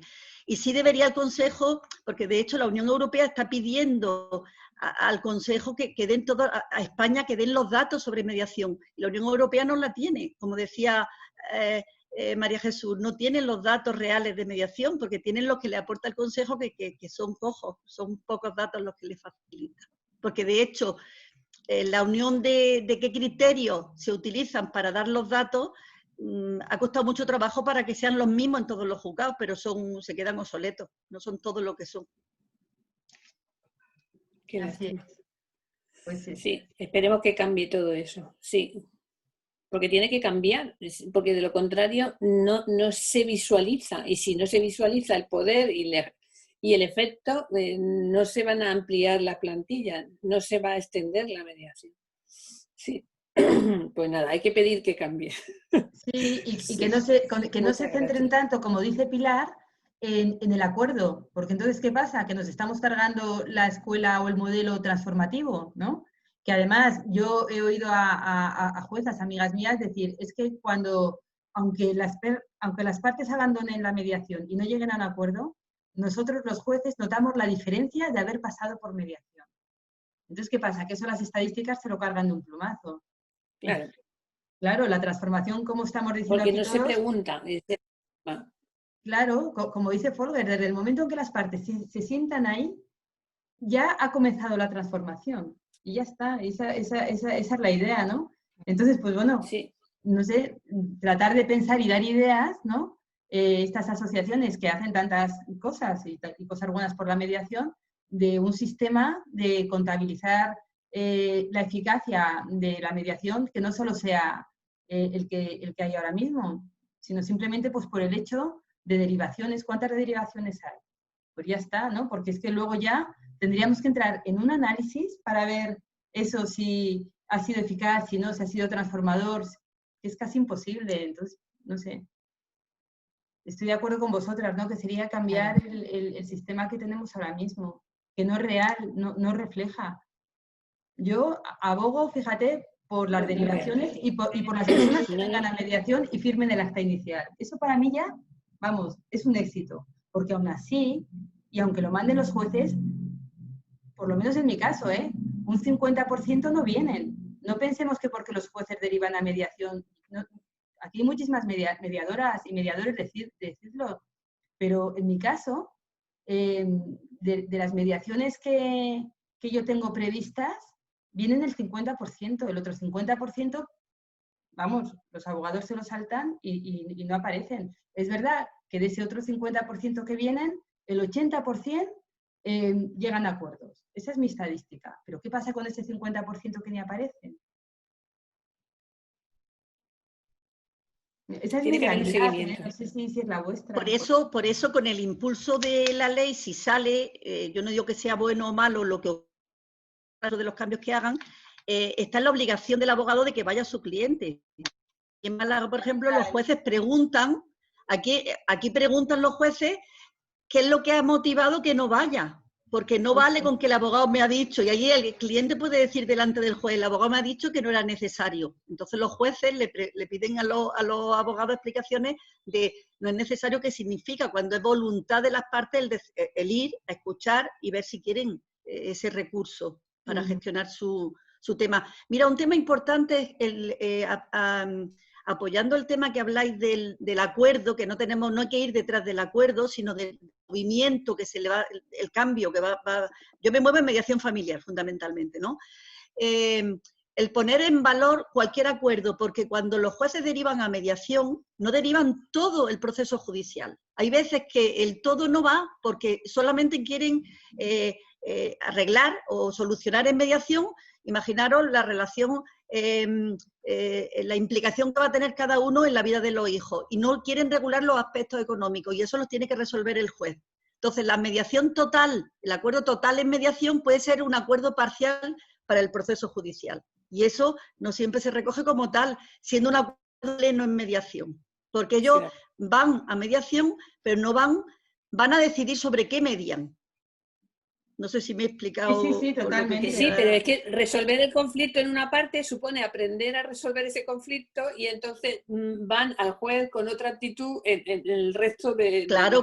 No, y a veces no pasa nada que resuelva algunas cuestiones directamente porque son más jurídicas, que a lo mejor no quieren negociarlo, no quieren trabajarlo dentro de la mediación. Y esos aspectos son importantes. Es decir, entiende el consejo que ese acuerdo que no ha resuelto el proceso judicial, por eso es importante distinguir el proceso judicial del conflicto familiar, por ejemplo. Entonces esa distinción es fundamental y no todo el mundo la ve. Entonces mezclar el acuerdo de mediación con finalizar con un mutuo acuerdo el proceso judicial a veces no encaja. Pues, es súper interesante. Claro que hablo yo. Buenos días. Julia, ¿qué tal? Hola, ¿qué tal? Bueno, un placer, de verdad me está gustando mucho. Es maravilloso. Que digo que el darle precisamente esa importancia que estamos diciendo, el que conste, dejar constancia de todo eso, es precisamente lo que hace que la mediación vaya tomando más valor cada vez y más importancia, y que se corra la voz de que es un proceso que realmente merece la pena y que estamos ahí para algo. Entonces, el que no haya constancia, pues quita fuerza y quita valor. Pero si conseguimos que haya esa constancia, como estáis diciendo, realmente va sembrando más importancia al proceso y a que se cuente con nosotros en ese sentido. Entonces, evidentemente, es lo que decía Pilar, debe de quedar constancia, que debemos de conseguir esos detalles que estáis diciendo que se queden reflejados de alguna manera, como que ha sido gracias a la actuación del mediador, aunque haya sido solamente en una información inicial.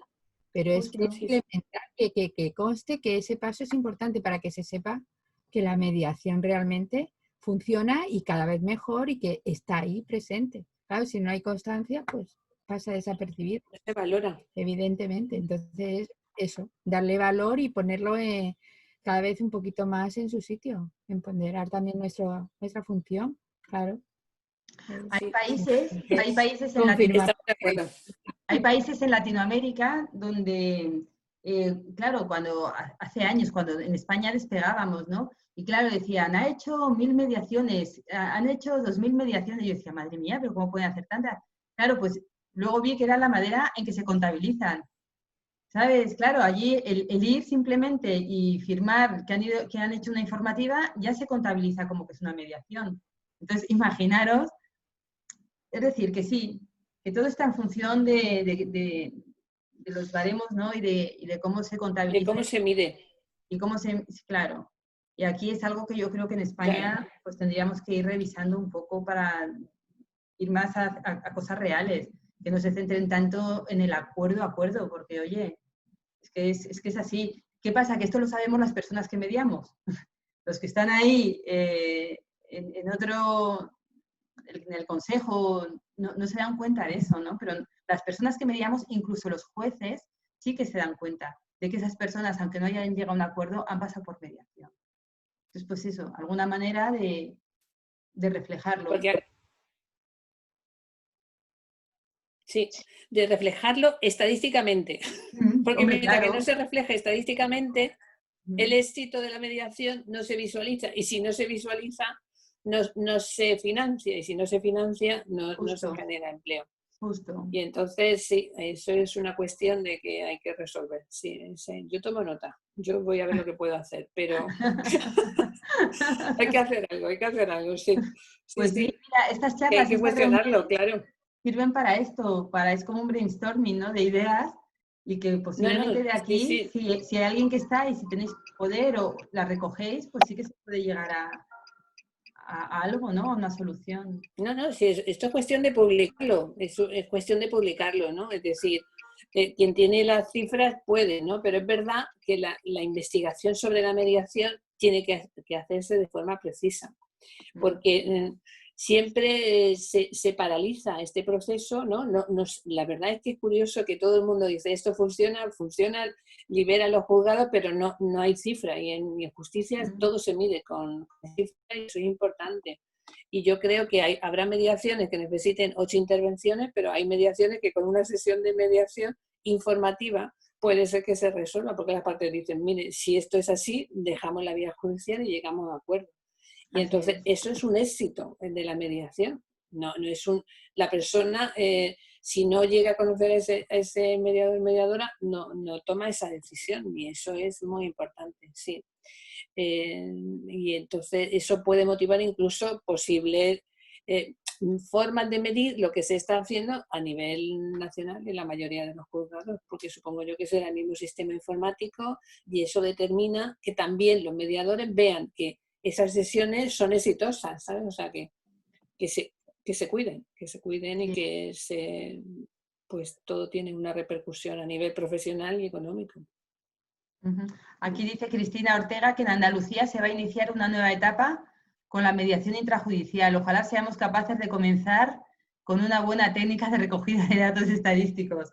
Pues ojalá. Claro, lo más importante, porque se tiene que contemplar los acuerdos que pueden llegar las personas desde una sesión informativa y los acuerdos que se consiguen en un proceso judicial, como decía, y los acuerdos que se consiguen a través de la mediación. O sea que el abanico es mucho más amplio de lo que se está haciendo. Y otra ventaja es que en Andalucía, con esta nueva licitación que le ha parado el coronavirus, va a cobrar la persona que haga la sesión informativa. Mucho, claro, poco, pero por lo menos ya empieza a cobrarse, ya tiene valor como de responsabilidad de esa información que se va a dar. Claro, es que la sesión informativa lleva su tiempo. Lleva su tiempo. Entonces, y su profesionalidad, que no se trata de que la haga cualquiera ni de cualquier manera. Ahí está. Eso. Claro. Es que si tú condicionas que eso te el enganche, es la clave de enganche también para los abogados, que entiendan que es algo diferente, que no es competitivo, que puede ofrecer una oportunidad, otra forma otra mirada diferente, y los mediadores que hemos estado dentro de durante una trayectoria larga, como he estado yo, dentro de esta sesión informativa, hemos tenido que ir como saltando obstáculos, el obstáculo de resistencia, tenemos que demostrar continuamente que somos competentes, que no somos competitivos y que es otra forma de gestión complementaria, no necesariamente hay que salirse del proceso judicial porque, por ejemplo, en familia necesariamente tiene que pasar por el rasero, al no ser una materia disponible, el rasero judicial. Entonces, ese trabajo requiere ser minucioso y profesional, evidentemente. No es fácil, pero todavía queda por hacer, ¿eh? Sí, no, queda por hacer. Todavía queda. Sí. Es la primera legitimación que tenemos que hacer, es legitimarnos a nosotros mismos, tanto a las personas que tenemos en mediación, como demostrar confianza, que confíen en nosotros, como a los abogados que están presentes también, que no nos vean como rivales, que saberlos integrar, pero hasta cierto punto. Es decir, que estoy de acuerdo contigo, María Ángeles, que para mí la sesión informativa tendríamos que tener hasta pequeñas técnicas de marketing. Por supuesto, habilidades de comunicación doy por hecho que todos los mediadores las tenemos, pero también de marketing, de saber vendernos, pero no vendernos ya económicamente, sino de vender nuestro producto, que es la mediación, de saberles decir las ventajas, de no solo de decirles el listado de los principios, sino de empezar ahí a visualizar, ¿no? Ese escenario al que luego vamos a llegar, ¿no? Y al que luego, con las técnicas que ha hecho María Pilar, ellos van a conseguir, ¿no? Esa pregunta milagro, pero ya desde la informativa, que visualicen eso, ¿no? Que visualicen que pueden llegar a eso y que con este proceso y con nuestra dirección del proceso pueden llegar a ser felices, ¿no? Y a resolver su conflicto. Sí. Esa es la informativa, ¿eh? Sí. Esa es la informativa. La informativa es... Esas mismas preguntas que ha planteado, que ha desarrollado Pilar, en la informativa también son necesarias. Sí. De alguna manera, generarle la necesidad, generarle el visualizar. Claro. Estamos en un espacio. Fíjate, yo lo que he descubierto en la sesión informativa era que no saben dónde están ni siquiera en el ámbito judicial. Entonces, su primer empoderamiento está en la información que se les facilita. La información es poder. Ellos van a manejar lo que es de ellos y lo que es del abogado. Van a empezar a ellos dar las directrices sobre qué quieren en relación a su vida, en relación a su hijo. Entonces, en esa sesión informativa es llevarle, y no es anular al abogado, sino situar la función que tiene dentro del proceso judicial y la función de ellos como padre y como madre. Por eso la legitimación... Fortalecerles. Y una de las cosas que he aprendido con la mediación es la palabra legitimación. Sí, totalmente de acuerdo, María Ángeles. Sí. Yo estoy en la misma línea que tú. Ya en la informativa es el primer empoderamiento, ¿no? O fortalecimiento. Que empiecen a coger las riendas de su vida. Así es. Celeste, ¿qué tal? Sí. Yo, nada. Hola, buenos días. Encantada de verte. Estoy aquí escuchando atentamente. Nada, igualmente. Y miren esto, a mí esto me parece muy importante. Creo que ha sido uno de los errores de la mediación en todos estos años, es que no hayamos, o sea, que no se haya puesto más empeño en esa primera informativa, porque hasta que no exista esa cultura de la que venimos hablando siempre, de que la edad esté impregnado un poco lo que es el mecanismo de la mediación, el primer contacto que tiene el usuario es esa informativa. Que ahí conseguimos que ellos entiendan que están en un sitio diferente, que se les está tratando de un modo diferente, que ese espacio de acogida, ¿no? Y enganchamos. Si no enganchamos ahí, yo creo que es muy difícil. Por eso a mí me parece fundamental la primera. Totalmente de acuerdo. Me parece muy importante. Es que vean que son parte de la solución, que la solución no la tiene el juez. Sí, la tienen ellos. Y eso es un cambio muy fuerte de mentalidad a lo que estamos acostumbrados habitualmente, ¿no? Que vamos a un profesional con nuestro problema, sea el que sea, y él nos da la solución. Entonces, si en esa primera informativa hacemos que ese chip cambie y que ellos entiendan que están en otro espacio y se sientan cómodos y en la acción, ya tenemos mucho hecho. Sí, creo que es fundamental. De hecho, es raro cuando viene la informativa los que no siguen. Sí. No sé si estáis conmigo. Yo creo que sí, es verdad que hay... Claro. Buenos días, disculpadme, quería intervenir brevísimamente. ¿Qué tal, María Primero, Mercedes? dándos las gracias tanto a Hola, Chusa. Primero dándoos las gracias a Promediación y después también a María del Pilar, a Promediación por todas las charlas que nos estáis ofreciendo y a la ponente de hoy porque ha sido estupenda. Yo os quería comentar lo que os he dicho brevísimamente, lo que es la experiencia intrajudicial en Valladolid al hilo de lo que venís diciendo. Y efectivamente hay que legitimar a las partes para que tomen ellos las riendas y sean muy conscientes de que son los principales protagonistas de las decisiones que se tienen que tomar. Muy importante, pero es imprescindible invitar a los compañeros y hacer una buenísima informativa, potenciando también la labor del abogado en la mediación. Totalmente de acuerdo.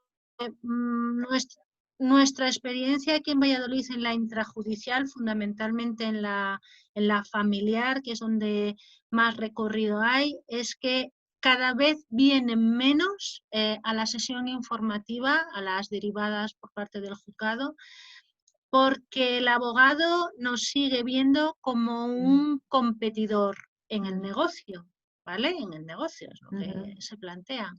Entonces, o atraemos al compañero, vamos, al compañero lo digo en el sentido de los que somos abogados, ¿vale? O atraemos a los abogados o es muy difícil que el cliente, que el mediado participe en la mediación, porque es el filtro, es la frontera. Entonces, igual que hasta ahora hemos estado haciendo todas estas charlas, te comentaban también algún participante que sería estupendo que hiciéramos una charla sobre la informativa, sobre el marketing en esa informativa, sobre, bueno, empoderamiento, porque como no se enganchen en la primera, y no se te enganche el compañero y lo que decían, bueno, esto no sirve para nada, vamos a ir para hacer el protocolo, pero pasa un poco de ello. Como no venga convencido el abogado, es muy difícil atraer al cliente, al mediado. Totalmente de acuerdo, Mercedes. Además es que yo lo he vivido, igual que... Oye, yo quería añadir otra cosa. De la intrajudicial, eso es así, sí o sí. Pilar, ¿decías algo? Sí, yo quiero añadir que depende mucho, por lo menos en Madrid, de cómo va la derivación. O sea, nosotros, yo no sé si te lo conté, hubo un magistrado en Madrid, Ramón Badiola, que la primera que se la tuvimos que corregir, hasta les penalizaba, si vamos, de alguna manera, si no acudían. Bueno, lo cambiamos porque eso no puede ser, la mediación es la voluntariedad, es fundamental, pero sí que lo puso obligatorio.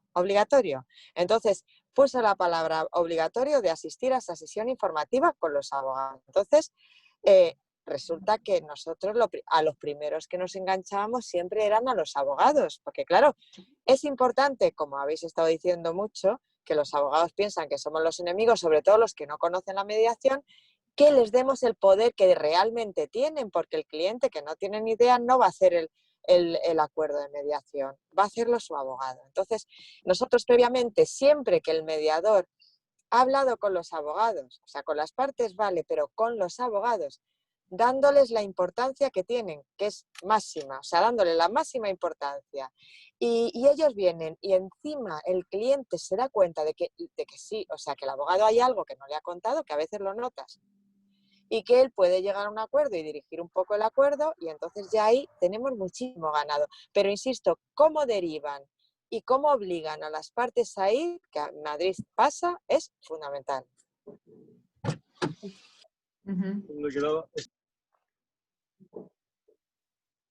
Pilar, totalmente de acuerdo. No sé quién ha hablado ahí. Isabel Oliveira ha levantado la mano. Isabel. Sí, disculpa, si puedo decir algo que ha estado un poco, daros un poco de mi experiencia en Portugal. Yo no trabajo en intrajudicial, pero a veces los tribunales, como mediadora privada, porque los abogados lo solicitan, a veces me indican como mediadora si el tribunal le dice a las partes que se vayan a mediación. Y entonces aquí es posible que el tribunal lo derive también a mediación privada. Y yo, como he sido abogada durante 16 años y ahora apenas hago mediación, estos abogados los tenemos que enganchar, es verdad. Y entonces lo que yo hago es casi como hacer 2 sesiones previas de mediación. Yo hago una sesión previa con los abogados primero y ahí cómo vamos a conducir el proceso, cómo se va a establecer la comunicación con abogados y con las partes, cómo todo va a ser transparente, qué es lo que yo como ellos son abogados, qué les espero, en qué parte ellos son esenciales. Y todo esto lo hablamos primero y entonces cuando vienen las partes, yo tengo los abogados como que colaborando en la propia mediación y hasta ahora esto me ha dado me ha traído cosas positivas con la participación de los abogados en la mediación, porque muchos de ellos también no quieren estar presentes. Entonces, esto es una forma de encontrar una manera de trabajar con ellos. Pero bueno, solo para transmitir un poco de mi experiencia. Muy buen aporte, Isabel. Yo eso lo he hecho porque es verdad, en la intrajudicial siempre les invito a entrar a la informativa. Tengo que decir, no sé estadísticamente, pero la mayoría no están interesados. A lo mejor en una primera etapa sí lo estarían, pero ahora ya están formados, tienen mucho que hacer, dejan a sus clientes, pero siempre les invito a estar. Y una vez que están dentro, yo les trato como si fueran una parte más de la mediación. Eso sí, luego les dejo claro que en las siguientes sesiones, cuando son mediaciones familiares, casi es mejor que no estén, porque además entiendo que también puede ser mejor para ellos no estar, por un montón de cosas que les explico, pero que sí que es verdad que en cualquier momento que ellos lo necesiten, pueden venir. Bueno, pues hay cosas muy jurídicas y pueden venir y pueden estar presentes y bueno, y que son fundamentales para las partes. O sea, eso siempre se lo dejo clarísimo. Pero sí que es verdad que lo que tú dices, lo he hecho en muchas ocasiones en la mediación mercantil. Yo en la mediación mercantil es que los abogados, sí o sí, es que según lo que yo entiendo, tienen que estar, porque si no sería una mediación muy ineficaz, requeriría muchísimo tiempo. Las partes no van a tomar una decisión empresarial sin que esté presente su abogado. Entonces, no puedes decir, bueno, pues consultadlo con los abogados y ya volveréis, porque es mucho más rápida que una mediación familiar. Allí el tiempo es oro y lo que quieren es solucionar rápido el problema para seguir con su actividad empresarial o con un cliente o con un proveedor o con otra empresa. Entonces, ahí sí que las reuniones que he tenido con abogados fundamentalmente han sido en mediación mercantil. Sí, pero en mediación familiar yo les digo que, bueno, hay sesiones que ellos no van a querer estar o que será para sus clientes, para los participantes, tener al abogado de la otra parte y tener una conversación un poco más subjetiva, un poco más personal con su futuro puede ser muy difícil porque frente al abogado se va a estar condicionado. Y ellos lo comprenden, pero cuando estamos redactando el acuerdo, los abogados están presentes. Y siempre que hay un avance en la mediación, en que hay un punto que esto está fijo y va a estar en el acuerdo, todos lo transmitimos a los abogados que no han estado presentes, que este es un punto en que ya estamos trabajando y que ellos lo consideran fijo. Y ellos así se consideran que están participando. Totalmente. Y que les estamos dando la atención necesaria. Y esto me está funcionando por ahora. Sí. Yo también lo veo fundamental. Otra cosa es que quieran hacer esas reuniones o que no quieran, pero efectivamente que se sientan, como decía María Mercedes, que se sientan legitimados por nosotros y que no nos vean como competidores. Y además, ojo también, que corremos muchísimo peligro sin querer de ponerles en evidencia ante sus clientes, y eso lo podemos hacer sin querer, ¿sabes? Por una simple frase o por una simple... Entonces, es así. Como no tengamos a los abogados, no tenemos mediaciones, eso, nos guste o no, es así. Así que a partir de ahí... Sí, perdón.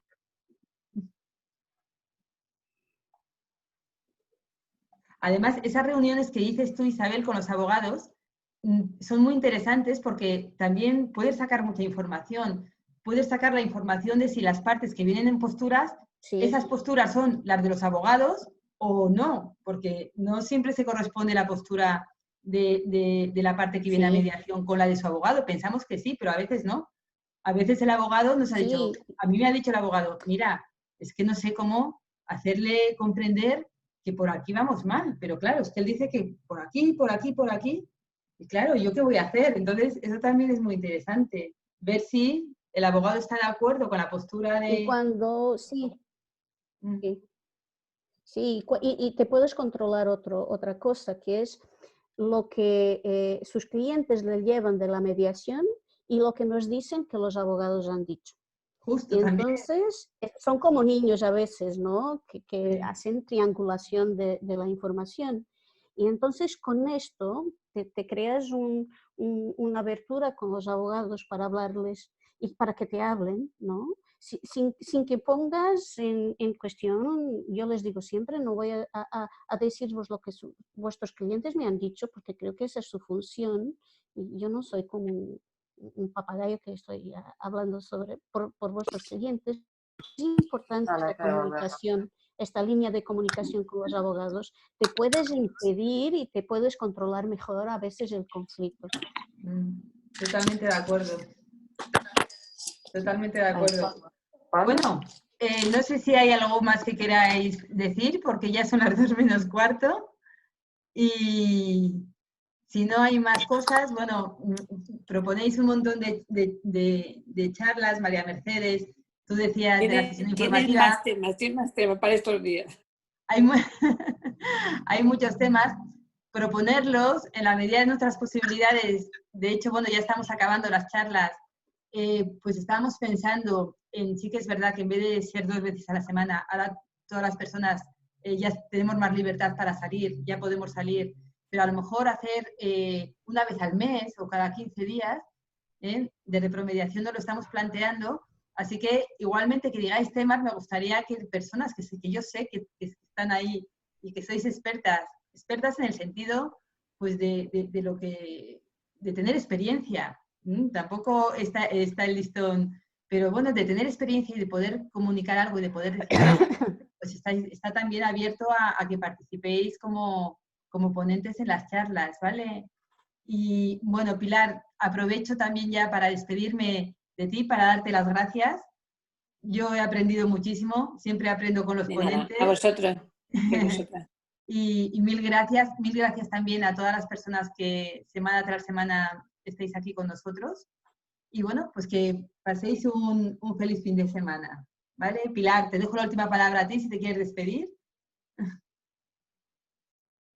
Pues nada, daros las gracias. Ha sido un encuentro para hablar de preguntas y para construir un futuro mejor para la mediación con el tema de un cambio de estadística para recoger los éxitos de la mediación.